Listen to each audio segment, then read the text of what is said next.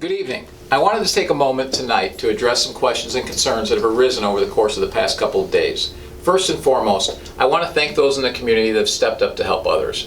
Whether it was picking up groceries or a prescription for their elderly neighbors, volunteering at a food bank to ensure those who are unable to afford groceries had other options to feed their families, or just reaching out to offer a hand to someone in need of help.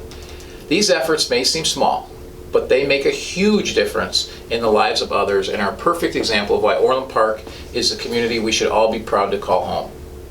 Village staff has made available timely and accurate information on the village's website at orlandpark.org, coronavirus info. Please reference this page when looking for information pertaining to the village, its response, and actions regarding the coronavirus. A lot of false information is being circulated, and this just leads to confusion and misinformation among residents. Just to touch on a few of the most important topics. First, the on-site testing at the University of Chicago Medical Center is not occurring as some have reported. University of Chicago set up tents prematurely, and there are no plans to make this a testing center at this time. Please continue to follow the CDC recommendations to call your doctor if you are experiencing symptoms that you think are from COVID-19. Second, I want to remind everyone that it is not your responsibility to police your neighbors. Children should be playing outside. People are encouraged to utilize outdoor spaces and get fresh air. Please, do not call the police if you see people doing their best to remain active during this time. We have been getting several of these types of calls, and our police lines need to be kept open for official business and emergency calls. I would like to take this time to remind people that 1, it is not your responsibility to police or enforce or report your neighbor. Rather than trying to police everyone else's behavior, please look at your own actions and your own availability and find a way to help the community in some way. 2, remember that your emails and phone calls take the valuable time of employees that have other essential tasks. Throughout the COVID-19 outbreak, the village has focused on providing timely and relevant information to the public. The village is continuing to educate the community on how best to keep themselves, their families, and the rest of the community safe, especially our elderly and other at-risk populations. We ask that all residents be responsible and follow the requested actions to help keep everyone safe, particularly the most vulnerable among us. Do your part and avoid large gatherings, practice social distancing, and utilize proper hygiene techniques to avoid the spread of the virus. Third, I have supported the efforts of a neighboring mayor in working with the governor's office to put protocols in place to allow our golf courses to open. They have instituted several safety protocols, such as 1 person to a cart, disinfecting carts after each use, not touching flag sticks, online tee times only, and closing their locker rooms, to name a few. These protocols will allow people to keep a social distance, be outside, and get needed exercise in these stressful times. Anything we can do to keep things as normal as possible, to stay active and get exercise, is important. On behalf of the businesses, residents, and myself, I would like to thank the governor's office for working through this issue with us. Lastly, you may be looking for a way you can help make a difference in the community during this time.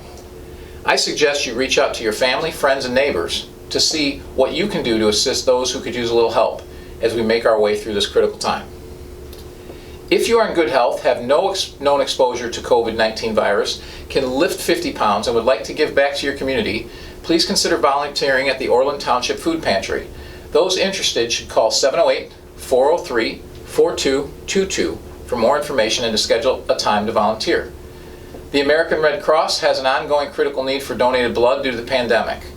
Please visit redcrossblood.org to schedule an appointment to donate. Also, you can take actions in your own neighborhood that can make a difference. At your own house, make sure that your trees are trimmed above 8 feet above the sidewalks and bike paths so people can walk and ride their bikes safely. Additionally, often after winter, a lot of trash collects on the streets and parks since maintenance crews are not yet working. You can help beautify your neighborhood and your park by picking up trash in the backyard or on your walks or in the parks when you're there. Please use gloves and wash your hands after doing so.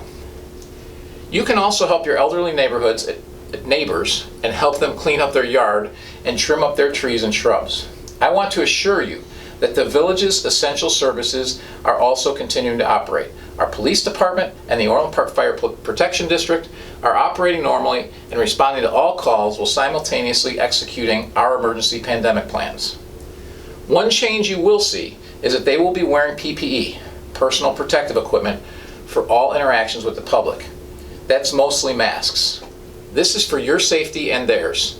At the present time, we have 3 active cases. They are all over 60 years of age. We do expect more, and you should too.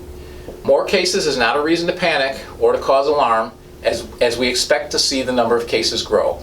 This is for a variety of reasons, including that testing is more prevalent and it takes over a week to start showing symptoms once you are exposed to the COVID virus. Unlike every other catastrophe and natural disaster, this virus is having a negative impact on everyone. It's not like a hurricane, an earthquake, or a tornado that are localized to a town or a state or a country.